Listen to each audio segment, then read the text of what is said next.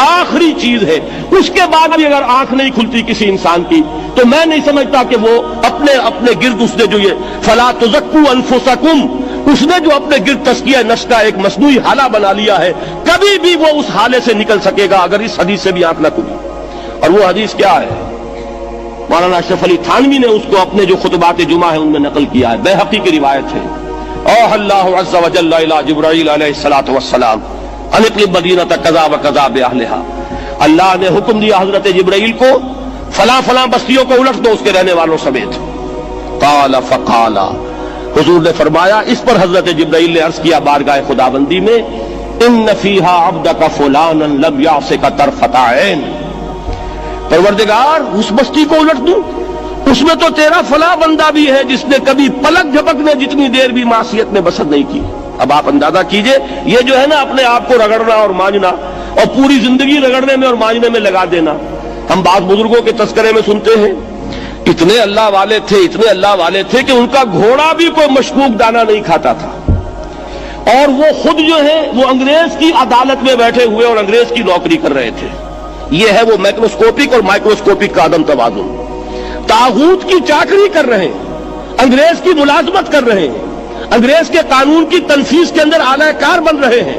لیکن ذاتی تقویٰ اور ذاتی نیکی اور ذاتی للہیت جو ہے اس کا معیار یہ ہے کہ ان کا گھوڑا بھی مشکوک چارہ اور مشکوک کھانا نہیں کھا سکتا۔ یہ ہے وہ عدم توازن، اس کو نوٹ کیجیے گا، جس کو کہ اس حدیث میں محمد رسول اللہ صلی اللہ علیہ وسلم نے واضح کر دیا کہ حضرت جبرائیل عرض کرتے ہیں کہ اللہ فلاں بستی کو الٹ دوں، اس میں تو تیرا فلاں بندہ بھی ہے جس نے پلک جھپکنے جتنی دیر بھی معصیت میں بسر نہیں کی۔ ذاتی نیکی کا اب اس سے اونچا کوئی مقام کوئی شخص مجھے اگر بتا سکے تو میں اس کا مرید ہو جاؤں گا۔ اس سے اونچا کوئی مقام ہوگا کہ آنکھ جھپکنے جتنی دیر بھی کسی نے معصیت میں بسر نہیں کی، ذاتی نیکی کی معراج۔ لیکن حکم کیا ہوا بارگاہ خداوندی سے؟ قال فقال، حضور نے فرمایا، اللہ تعالیٰ نے حکم لیا جبرائیل کو، اقلب علیہ وعلیہ، الٹو اس بستی کو، پہلے اس بدبخت پر پھر دوسروں پر۔ کیوں؟ فإن وجهه لم يتمار في ساعة قط، اس لیے کہ اس کا چہرہ کبھی میری غیرت میں سرخ نہیں ہوا، اس چہرے کا رنگ نہیں بدلا۔ بے غیرت انسان، بدیاں پھیلتی رہیں، میرے دین کو روندا جاتا رہا، میری شریعت کی دھجیاں بگڑتی رہیں، عوامر کا مذاق اڑایا جاتا رہا، نواہی کے لیے دنیا کے اندر جن چیزوں سے میں نے روکا اس کے لیے فلسفے تراشے گئے، اور یہ لگا رہا مست رکھو ذکر و فکر صبح گاہی میں اسے، یہ سوائے ذاتی اپنے اس اصلاح کے اور ذاتی تقویٰ کے اور ذاتی نیکی کے اور ذاتی عبادت گزاری کے یہ میدان میں نہیں آیا، اس کا خون نہیں کھولا کبھی، اس کے چہرے کا رنگ متغیر نہیں ہوا، لہذا یہ دوہرا مجرم ہے۔ یہ ہے وہ تصور جو یہاں پر نوٹ کیجئے۔ ہاں اس کے یہ معنی بھی نہیں ہے کہ نماز بھی نہیں پڑھ رہے،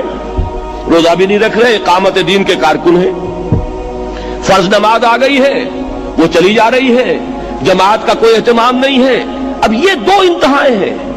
ایک انتہا یہ کہ وہ تزکیہ نفس جو ہے اسی میں وہ رگڑنے اور مانجنے کا عمل جاری ہے، ایک یہ کہ اس کا سرے سے کوئی تعلق ہی نہیں، اپنی ذات سے بحث ہی نہیں۔